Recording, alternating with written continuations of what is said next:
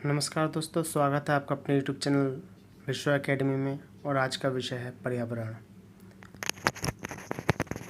दोस्तों, पर्यावरण परि और आवरण दो शब्दों से बना हुआ है।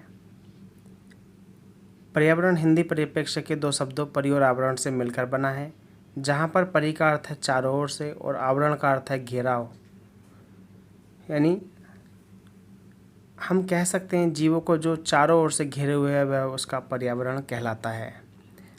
अंग्रेजी भाषा में पर्यावरण को एनवायरनमेंट कहते हैं, जो फ्रेंच भाषा के इन्वर्नर शब्द से मिलकर बना है, जिसका अर्थ है पास पड़ोस। इसका आधार पर हम कह सकते हैं कि जीवों के पास पड़ोस में पाई जाने वाली सभी वस्तुओं जो उसे प्रभावित करती हैं वह उसका पर्यावरण कहलाती हैं। पर्यावरण के घटक प्राकृतिक और मानव निर्मित दो अलग अलग घटक हैं। जैविक और अजैविक ये प्राकृतिक घटक हैं, जिसमें वनस्पति जगत और जंतु जगत आता है जैविक में, और अजैविक में पर्वत पठार नदियाँ मृदा आती हैं। मानव निर्मित में घोंसला धर्म और संस्कृति आती हैं। दोस्तों, पहले घटक की बात करते हैं, जैविक घटक। पर्यावरण के जैविक घटक से तात्पर्य सजीव प्राणियों के संसार से होता है, जिसमें जीवन पाया जाता है। इसके अंतर्गत वनस्पति जगत और जंतु जगत पाए जाते हैं, जैसे पेड़ पौधे, पशु पक्षी, मनुष्य, सूक्ष्म जीव इत्यादि। बात करते हैं अजैविक घटक की, तो पर्यावरण के अजैविक घटक से तात्पर्य निर्जीव तत्वों के ऐसे संसार से है जिसे प्रकृति ने बनाया हो, जैसे पर्वत, पठार, नदियाँ, मृदा, वायु, जल इत्यादि। मानव निर्मित घटक। दोस्तों, मानव द्वारा बनाए गए घटकों को मानव निर्मित घटक कहते हैं। ये निर्जीव तत्व होते हैं। इसमें धर्म, संस्कृति, घोंसला इत्यादि वर्ड आते हैं। पर्यावरण और मानव के मध्य संबंध।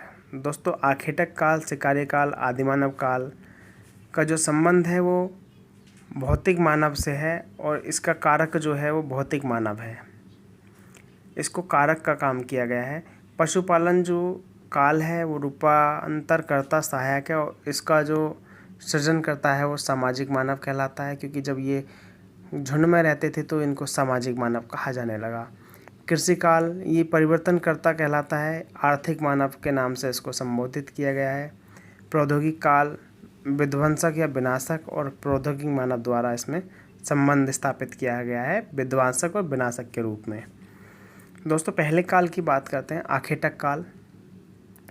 यह पर्यावरण का प्रथम काल है। इसे शिकारी काल और आदिमानव काल के नाम से भी जाना जाता है।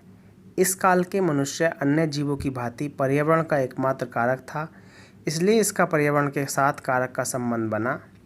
इस काल का मानव अपनी ज़रूरतों को पर्यावरण से प्राप्त करता था और अपने क्रियाकलापों से पर्यावरण में सहयोग प्रदान करता था, जिसके कारण इसे पाता दाता मानव कहा गया और भौतिक मानव भी कहा जाने लगा। दूसरा है पशुपालन काल। यह कारण पर्यावरण का दूसरा काल है। पर्यावरण के इस काल में मनुष्य सर्वप्रथम समूह में रहना प्रारंभ कर दिया, एक गुट बनाकर रहना प्रारंभ कर दिया। इस काल के मानव का उसके पर्यावरण के साथ रूपांतरकर्ता या सहायक का संबंध बना हुआ है। समूह में रहने के कारण इस काल को मानव को सामाजिक मानव भी कहा जाता है। कृषि काल यह पर्यावरण का तीसरा काल है।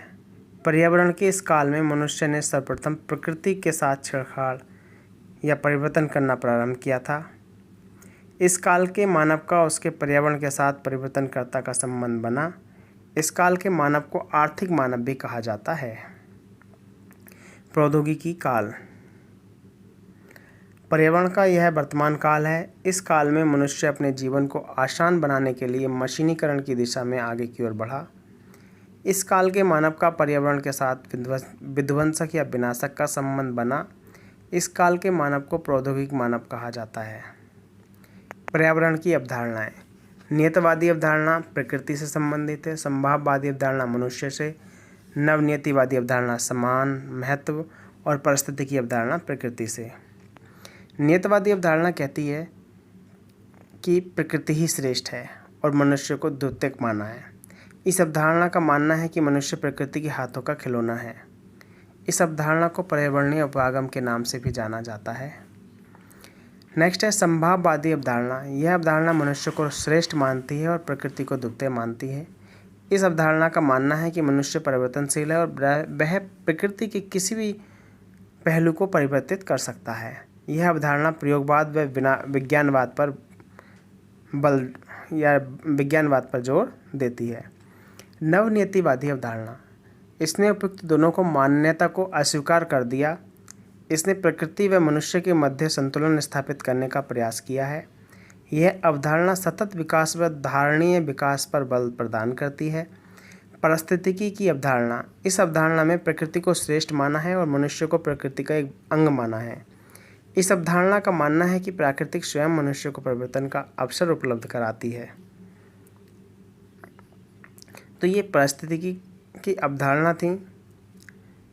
दोस्तों, अगर आपको ये वीडियो पसंद आया हो तो इसको शेयर, सब्सक्राइब और लाइक ज़रूर करना और नेक्स्ट वीडियो को देखने के लिए इसी चैनल पर बने रहना। धन्यवाद।